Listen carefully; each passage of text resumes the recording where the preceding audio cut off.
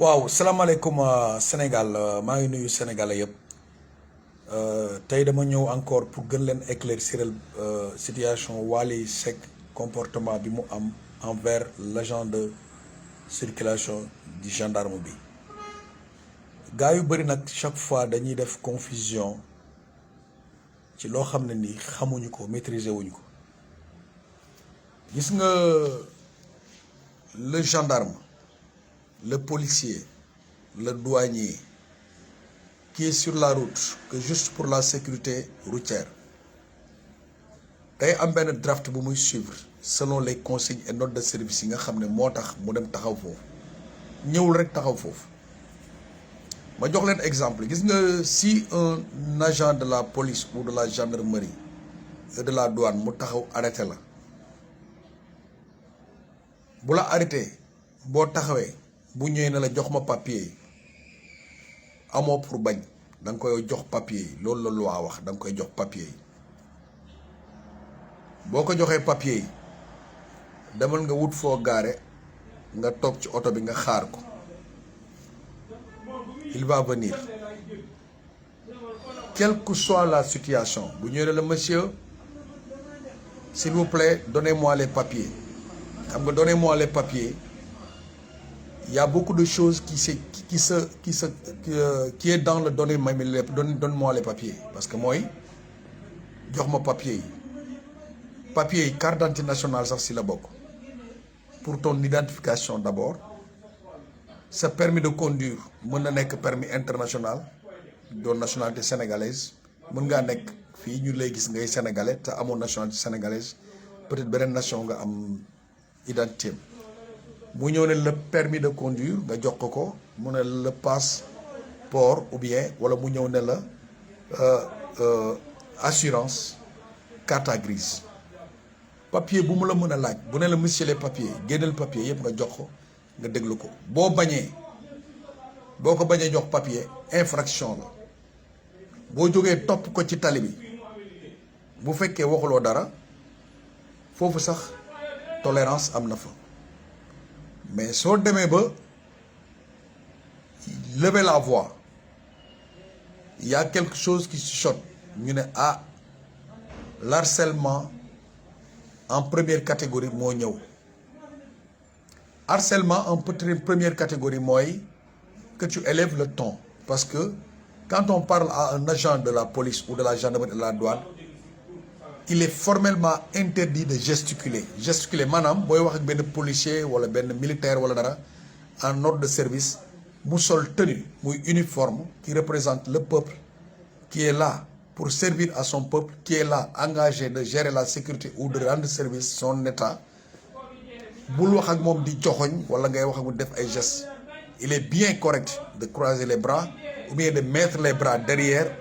ce qu'on appelle en dorso nga def sa loxo yi ci ginnaaw wala soit nga croiser ko baisser ko ci suuf loolu c'est des actes yoo xam ne c'est promettant que ni vous n'avez aucun acte qui prouve que ni da nga def harcèlement ou violence ou manque de respect parce que il est là il est une institution beneen bi ci topp mooy boo jógee ci position boobu amatoo pour wax ko ne ko lii nga may defal ne ko par exemple da nga ma war a bindal da nga may bindal vous n'avez pas le droit de dire de lay bindal parce que l'intention qu'il a pour récupérer les documents maanaam moom li muy ñëw di jël sa kayit du parce que dafa jël intention pour ñëw bindal la mais dafa ñëw pour contrôler la wala soit jot na consigne boo xam ne concernant ne oto boobu di ñëw immatriculé tel que ça soit Wally Seck que ça soit Modou Coumba quiconque nee nañ ko oto boobu arrêté ko mu arrêté oto boobu bu ko arrêté jël papier yi peut-être dañ ko alerté ne ko am na kuy ñëw dañ ko war a xool ay bagaasam lan ak lan moo ci nekk wala soit ñu interroger ko ne ko drogue moo nekk ci oto bi wala ñu ne ko peut-être ànd na ak benn suspect wala oto jàmbur lañ jël wala la personne là Wally Seck par exemple am na peut-être ku ko waroon mën a topp pour agresser ko wala dara mu créer benn retard pour mën a andi l'étabilité de la sécurité de Wally Seck donc parfois du ngeen comprendre rôle homme de tenue bi et pourtant de tous ces services ce n'est que de votre sécurité moom ci seen sécurité la taxaw alors gendarme bi jël na sa kayit droitel sa oto toog xaar ko déglu ko dina ñëw ci yow tôt ou tard dina ñëw ci yow bu ñëwee ci yow dina la monsieur ouvrez-moi le mal ou bien mu ne la donne-moi les codes signal de votre véhicule ou bien donnez-moi telle chose concernant ce qui administre la voiture nga yëkkati ko jox ko déglu ko bu la attesté nga jël nga dem parce que chaque attestation dinañ bind motif bi motifu attestation bi dina ko bind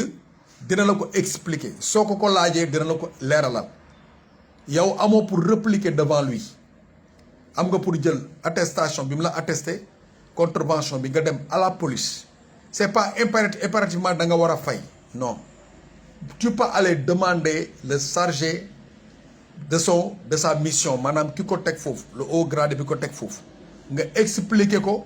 mu xool la différence des choses dina la déglu entendre la dina toog entendre élément muy gendarme bi wax ak moom mu wax ko moom la part des choses en tant que chef dina am pour mën a diviser bu gendarme bi nekkul ci yoon du ko corriger devant toi il va le corriger après et le gendarme peut subir encore des sanctions mais aussi yow boo ko expliquer te nekkoo ci dëgg il va te remettre en cause que nga dem fay contravention bi les hommes de tenue su ngeen leen respecté wul mën ngeen dal ci incident yoo xam ne par exemple je vous donne un exemple mën nañ ko alerter ne ko par exemple le jeune que tu arrêtes la voiture qui est tel le jeune est en détention de drogue ou détention d'armes mentalité bi muy ñëwee si yow ne la donne-moi les papiers mën na jël ni dañ ko alerter pour mu retarder la alors moom mu ñëw pour retarder la moom mu jël papier yi à son égard day am benn réflexe boo xam ne dañ ne ko kii dafa yor arme wala dafa yor drogue kon donc dina njëkk a taxaw ci position de défense sécuritaire mooy que les 3 actes mooy d'abord dina préparer armam mentalement dina ne man su ma gisee lu ma xamul dinaa décrocher sama arme mentalement dina taxaw ne le gars là bu toll si bu ñëwee mun naa ko dóor mag track wala waa ji su ma koy arrêté war naa ko su génnee war naa ko mën a mënoti combat rapproché am donc yow boo jógee sa oto ñëw fekk jël na sa papier nga ñëw di ko wut si mu dugal loxoom ci gennam désarmé arme bi dóor la bal nga daanu alors bu ñu jàppee ne ñoom moom daf la rey parce que da ko def exprès wala dafa indiscipliné wala lool fekk moom dañ ko alerté ci sommation bi ñu ko jox moom ci loolu la porté honneur am moom la porté défense am ñu dem topp enquête bi ñu dem ba tribunal ñu toog devant le juge devant le procureur et qu'il a reçu et bien qu'il a reçu des informations venant de son chef des consignes venant de son chef des ordres venant de son chef décelés à ce type de message mu war a taxaw à sa position de défense mu taxaw ne il évitait d'être agressé ou d'être tué il serait protégé et que vous allez perdre peut-être je ne sais pas à quel niveau après la sanction va tomber sur lui mais le mort sera le perdant donc il faut faire très attention devant les agents de circulation ce sont des agents assermentés ils sont envoyés à faire des missions j'ai vu des gens nag ñu génn def seeni vidéo parfois nga gis ku ne way policier bi dafa guerre wala gendarme dafa guerre c'est quelque chose qui passe parfois dans la tenue day am mu guerre ñu gis ko ci lu mu guerre ñu sanctionné ko mais il n'est pas envoyé pour mu guerre que ça soit très clair il n'est pas envoyé pour mu guerre moom homme de tenue bi buy dem il reçoit des consignes très claires très claires tey nag Wally Seck am na benn comportement bu mu am devant le gendarme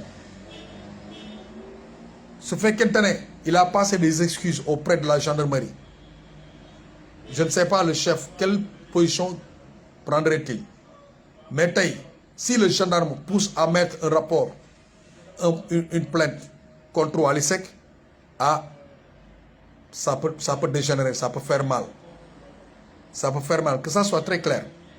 on n'est pas là pour Wally on n'est pas là pour le gendarme même si le gendarme a fauté il va recevoir encore des sanctions à lui-même parce que ses chefs ne vont pas le laisser faire ça et publiquement que cette chose soit dénoncée ñu xool xam ne moom moo nekk dans l'irrégularité kon donc dina am lu ko dal mais Wally ci comportement bi am ci vidéo bi donc am na geste yu mu doon def ces gestes là nag ça peut retourner à une sanction contre lui si une plainte est poursuivie par la gendarmerie lii laa amoon lu ma leen doon wax parce que c'est normal ñuy partager suñu savoir si ça aurait été que sax gouvernement créé woon des anciens hommes de tenue yoo xam ne dañ leen di jox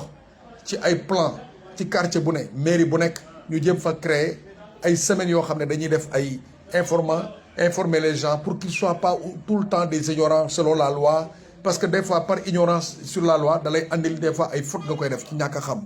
Wally il peut être une star internationale te bañ a xam loolu mën na nekk mais là où je vous parle